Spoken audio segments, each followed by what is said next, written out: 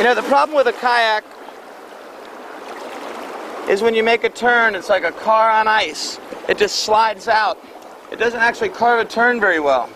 In fact, kayaks aren't designed to carve turns. They're designed to be able to turn and slide and maneuver quickly.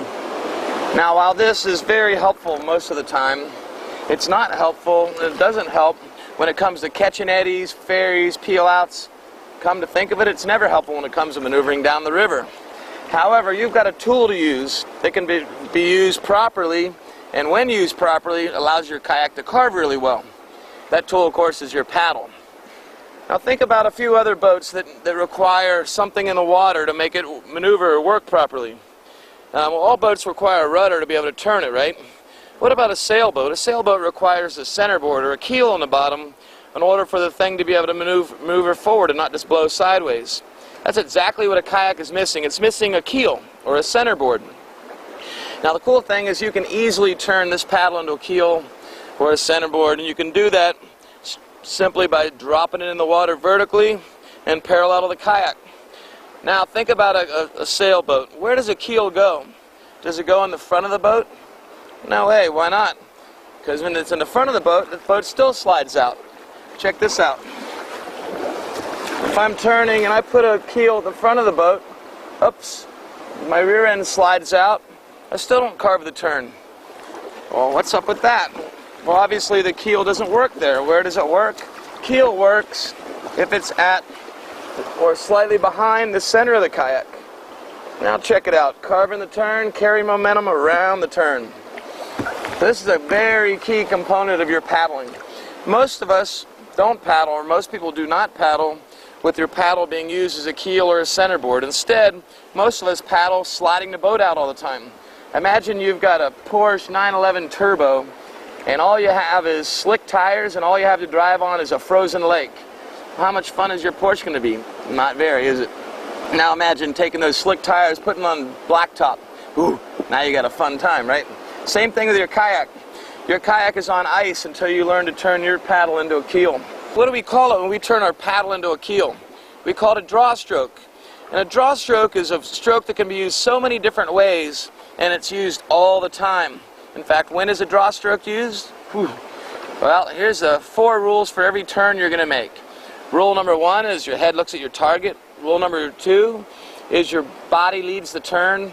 Rule number 3 is that you control every turn with the paddle blade that's on the inside of the turn. And rule number 4, you're going to control every turn with a draw stroke. Ooh. How many turns do you do in a day? A lot. Unless you're paddling straight from the top to the bottom, you're going to do a bunch of turns. Every time you catch an eddy, that's a lot of draw strokes. We better learn how to do this one right. So here's your head, paddle, boat, and body for the draw stroke. We're going to start with the paddle. Paddle goes at or slightly behind your rear end. Why is that? To keep your rear end from sliding out, so you don't slide out and lose your momentum. Next, your angle. Notice that my paddle is vertical in the water. Remember what happens when you're off angle. 45 degrees here, for example, means half the energy is lifting me up and only half is helping me carve. So this would take a lot of energy to do a good draw stroke here. So how do we get it vertical? You face the paddle with your body and get your top hand over the bottom hand. Boom. Now you're in position. Now a couple other terms you need to know. You need to have the lingo here. This is your leading edge of your draw stroke. Leading edge, trailing edge. The leading edge pointed away from the kayak is called open face. Leading edge straight or parallel with the boat is normal face. Leading edge towards your kayak is closed faced. Now the cool thing about this is not only do you have a centerboard here, but if you've got a closed face draw, you've got a centerboard and you've got a sail. Keep in mind, if I'm turning this way, my draw stroke's in the water, my boat's trying to slide to the outside. It's applying water pressure to this face. And if my face is angled this direction, just like a sail on a sailboat, it's going to propel me forward. Now that works in flat water, but when we hit the white water, ooh, that's when it gets really fun. All of a sudden you're going to find that you're sailing yourself around the river, and you can do with one stroke what used to take you 5. We'll show you that drill in a second. Okay, now let's watch the draw stroke in action. I'm going to get a little bit of speed going. This is how you'll first learn it. I'm going to get some forward speed. Remember, with forward speed comes spin momentum. Which way is your spin momentum going? It's going whichever way it's going after you take your last stroke. If you take your last stroke on the left, your boat will be spinning to the right.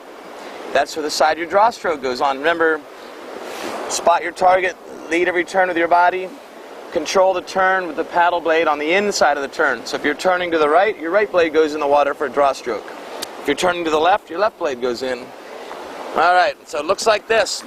You're going to get yourself some speed, get the boat moving. I'm going to get it turning to the right, and I'm going to drop the draw stroke in right behind my rear end, slightly closed-faced. Top hand's over my bottom hand.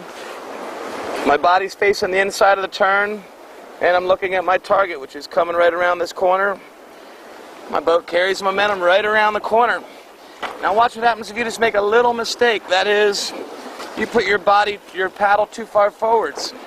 I'm going to put my paddle at my knee. Now look what happens. My boat slides out, keeps going backwards. A draw stroke is totally non-functional as soon as you get it in front of your rear end. There's another great thing about learning the draw stroke. The draw stroke really starts teaching you paddle dexterity. What is paddle dexterity? It's just the ability to control the blade angle without even looking at it, to know that you can feather the paddle through the water. What is feathering? Just slicing it through the water. And then you can put the paddle in any position you want by flying it into position. That's called feathering. That's something that you'll learn, you'll get a lot better at with the draw stroke. So for example, after you finish just about every draw stroke you do, you're not going to take the blade out of the water, but instead you're going to feather forwards and take a forward stroke out of it. Check this out. I get going on my forward stroke, get the boat moving, get it turning, put my draw stroke in. Now I like where I'm going, I'm going to feather forward and forward stroke out of it. And off I go. That is so common that it happens like just about every 10 seconds on the river. You're going to draw, feather forward, and on your way. Draw, feather forward, on your way. Good stuff. Okay, paddle dexterity.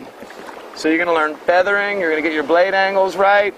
All of a sudden your paddle is going to feel like a finely tuned tool instead of just a club that you can use for going forward and aft.